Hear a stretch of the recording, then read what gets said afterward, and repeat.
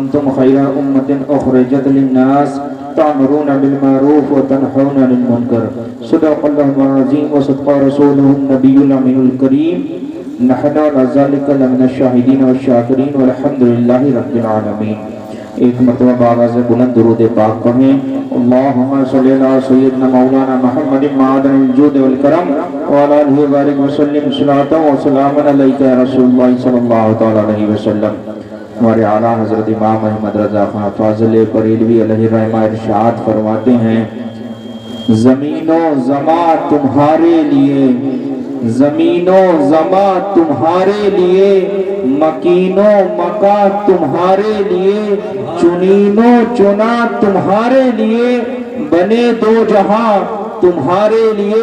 یا رسول اللہ دہن میں ہے زباں تمہارے لیے، بدن میں ہے جاں تمہارے لیے. آقا ہم آئے یہاں تمہارے لیے، اٹھے بھی وہاں تمہارے لیے. سبحان اللہ سبحان اللہ. اور ہمارے تاج الشریعہ ارشاد فرماتے ہیں جہاں بانی عطا کر دے، سبحان اللہ. جہاں بانی عطا کر دے، بھری جنت ہبا کر دے. نبی مختار کل ہیں جسے جو چاہیں عطا کر دیں. سبحان اللہ سبحان اور خدا و مصطفیٰ کے رمز سے ادراک عاجز ہے، خدا و مصطفیٰ کے رمز سے ادراک عاجز ہے. خدا کو مصطفیٰ جانے اور مصطفیٰ کو خدا جانے. سبحان اللہ سبحان اللہ. میں بہت زیادہ وقت نہیں لوں گا کیونکہ ہمارے حضرت چاند میں صاحب نے فرمایا تھا کہ 1:30 بجے ختم ہو جائے گا، لیکن 1:36 ہو گیا. تو میں بہت 5-10 منٹ کا وقت لوں گا. اگر 5 منٹ زیادہ ہو جائیں تو معاف کر دیجیے. میں نے قرآن کی ایک آیت کی تلاوت کی تھی کنتم خیر امۃ اخرجت للناس تأمرون بالمعروف وتنہون عن المنکر، تأمرون بالمعروف وتنہون عن المنکر. تم تمام امتوں میں بہتر ہو، لوگوں میں چنے گئے. تم تمام امتوں میں بہتر ہو، لوگوں میں چنے گئے ہو. کیوں؟ کیونکہ تم بھلائی کا حکم دیتے ہو اور برائی سے روکتے ہو. صرف اسی لیے تم تمام امتوں میں بہتر ہو کہ تم بھلائی کا حکم دیتے ہو اور برائی سے روکتے ہو. جانتے ہو بروز محشر سب سے پہلے یہی امت مرحومہ بلائی جائے گی. اس کے بعد حضرت نوح علیہ السلام کو آواز دی جائے گی. حضرت نوح علیہ السلام سے خدا تعالی ارشاد فرمائے گا اے نوح تم نے میرے پیغام کو اپنی امت تک پہنچایا؟ تو حضرت نوح عرض کریں گے اے پروردگار عالم میں نے تیرے پیغام کو اپنی امت تک پہنچا دیا تھا. جب حضرت نوح کی امت سے خدا تعالیٰ پوچھے گا اے نوح کی امت کیا نوح نے میرے پیغام کو تجھ تک پہنچایا تھا؟ تو حضرت نوح کی امت کہے گی اے پروردگار عالم ہم تک حضرت نوح نے تیرا کوئی پیغام نہ پہنچایا. اگر تیرا کوئی پیغام تھا اور مجھ تک پہنچتا تو ہم بھی مومن ہوتے. پھر خدا تعالیٰ حضرت نوح سے سوال کرے گا اے نوح تمہاری امت کہہ رہی ہے کہ تم نے میرے پیغام کو اپنی امت تک نہ پہنچایا. اے نوح کیا تم حضرت نوح عرض کریں گے اے پروردگار عالم میں نے تیرے پیغام کو اپنی امت تک پہنچایا تھا. پھر حضرت اللہ تعالیٰ ارشاد فرمائے گا اے نوح کیا تمہارے پاس کوئی گواہ ہے؟ اے نوح کیا تمہارے پاس کوئی گواہ ہے؟ حضرت نوح علیہ السلام عرض کریں گے ہاں پروردگار عالم ہمارے پاس گواہ ہے اور گواہی کے طور پر اسی امت کو پیش کر دیں گے. سبحان اللہ سبحان اللہ سبحان اللہ سبحان اللہ. یہ امت محمدیہ ہے کہ حضرت نوح علیہ السلام گواہی کے طور پر اسی امت کو پیش کر دیں گے. یہ امت حضرت نوح علیہ السلام کے حق میں گواہی دے گی، عرض کرے گی پروردگار عالم حضرت نوح علیہ السلام نے تیرے پیغام کو اپنی امت تک پہنچا دیا تھا. اب حضرت نوح علیہ السلام کی امت اس امت سے جھگڑا کرے گی، بحث کرے گی، مباحثہ کرے گی، کہے گی کہ زمانے کے لحاظ سے ہم اگلے ہیں تم پچھلے ہو. ہم اگلے ہیں تم پچھلے ہو، پھر تم مجھ پہ کیسے گواہی دے سکتے ہو؟ اس وقت یہ امت کہے گی کہ مجھے قرآن نے خبر دی۔ سبحان اللہ سبحان اللہ سبحان اللہ۔ یہ امت کہے گی کہ مجھے قرآن نے خبر دی، لیکن مسلمانوں آج قرآن کی ان خبروں کو ہم نے پڑھنا چھوڑ دیا۔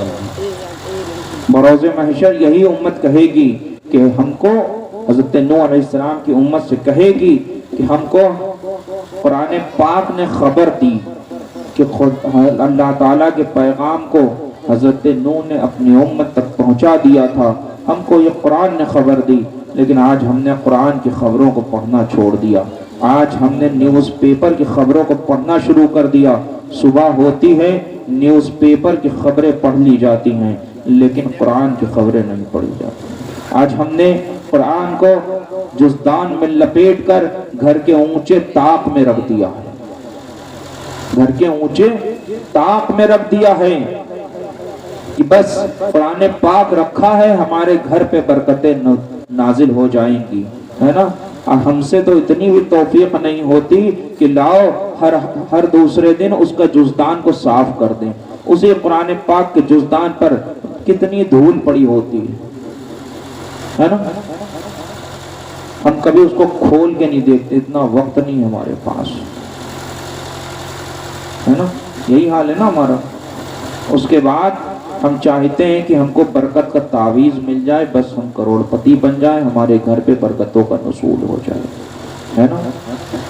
جبکہ تم اگر صبح جب اٹھو اور جس وقت تم منہ دھلتے ہو اس وقت منہ دھلو، تھوڑا سا اس میں بڑھا لو کہ وضو کر لو، اور جتنی دیر میں تمہاری چائے بنے نا، تم صرف قرآن پاک کی 5 لائنیں پڑھ لو۔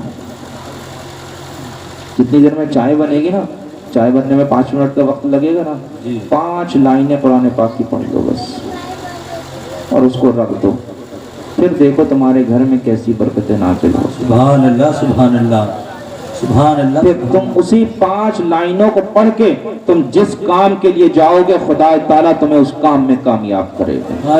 سبحان اللہ سبحان اللہ، ہے نا۔ کریں گے آج سے انشاءاللہ قرآن پاک پڑھیں گے، ہاں، روزانہ جب صبح منہ دھلیں گے نا، تو منہ دھلنے کے ساتھ ساتھ وضو کریں گے، ہاں، وضو کرنے کا صبح وضو کرنے کا بہت ثواب ملے گا، ہے نا۔ اور پھر قرآن پاک کو جب کھول کے دیکھیں گے، لیکن یہ نہیں ہو کہ فجر کی نماز چھوڑ دی، ایسا نہیں ہے۔ پہلے سب سے پہلے تو فجر کی نماز پڑھنی ہے نا۔ بہرحال حضرت سلیمان ابن مقاتل سے مروی ہے، آپ فرماتے ہیں کہ ایک روز حضرت موسیٰ علیہ السلام نے خدا کی بارگاہ میں عرض کیا کہ اے پروردگار عالم، میں الواح توریت میں ایک امت کا ذکر پاتا ہوں جو شافع اور مشفع ہوگی، یعنی کہ وہ شفاعت کرے گی، اس کی شفاعت قبول کی جائے گی۔ اے مولا تو اسے میری امت بنا دے۔ میرا رب ارشاد فرماتا ہے اے موسیٰ، وہ میرے محبوب محمد عربی صلی اللہ علیہ وسلم کی امت ہے۔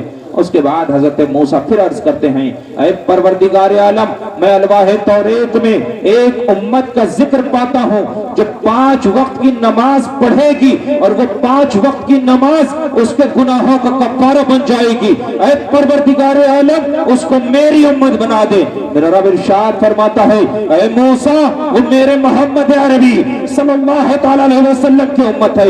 آج جانتے ہو ہمارے حالات کیا ہو گئے؟ آج ہم نے 5 وقت کی نماز تو چھوڑ دی، لیکن زمانے میں ناشکری شروع کر دی۔ ہم نے لوگوں سے ایک بات کہنا شروع کر دی، پتہ نہیں کیا ہو گیا، ہمارے خدا تعالیٰ میری دعا نہیں قبول فرماتا، ہے نا۔ ہم نے نماز چھوڑ دی، ہے نا، ایک ناشکری شروع کر دی کہ پتہ نہیں کیا ہو گیا، خدا ہمارا امتحان لے رہا، ہماری آزمائش کر رہا، ہے نا، لیکن نماز چھوڑ دی۔ جبکہ نماز 5 وقت کی نماز اس کے انسان کے گناہوں کے کفارہ بن جایا کرتی ہے نا۔ آج سے نماز پڑھیں گے انشاءاللہ۔ بہرحال پھر حضرت موسیٰ آگے عرض کرتے ہیں پروردگار عالم، میں مفتی صاحب ابھی بیان کر رہے تھے نا، میں بس ان کی بات پہ آ رہا ہوں۔ حضرت موسیٰ عرض کرتے ہیں परवरदिगार आलम, मैं अलवाहे तौरेत में एक उम्मत का जिक्र पाता हूँ जो अहले जलालत को और आखिरी वक्त में काने दज्जाल को कत्ल करेगी। ऐ मौला तू उसको मेरी उम्मत बना दे। ये अहले जलालत कौन है? अहले जलालत कौन लोग हैं? अहले जलालत बदमजहब और गुमराह। और बदमजहब कौन हैं? तो मुफ्ती साहब वहाबियों के बारे में बयान कर रहे थे ना, बदमजहब वहाबी देवबंदी हैं, कादियानी हैं, रावजी है ना। तो यही उम्मत उन्हें तबाह और बर्बाद करेगी, है ना। तो बस एक बात बताइए, वहाबियों से रिश्तेदारी तो नहीं करेंगे? नहीं। है? पक्का वादा करिए। लगता है कि करेंगे, तो फिर बोल क्यों नहीं रहे? बोलिए ना, नहीं करेंगे इंशाअल्लाह। वादा है? हाँ, वहाबियों क्या शादी बारात तो नहीं करेंगे? उनसे रिश्तेदारी तो नहीं करेंगे?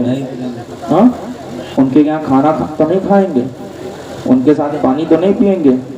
वो बीमार पड़ जाएंगे, उन्हें देखने तो नहीं जाएंगे? वो रास्ते में मिल जाएंगे, उन्हें सलाम तो नहीं करेंगे?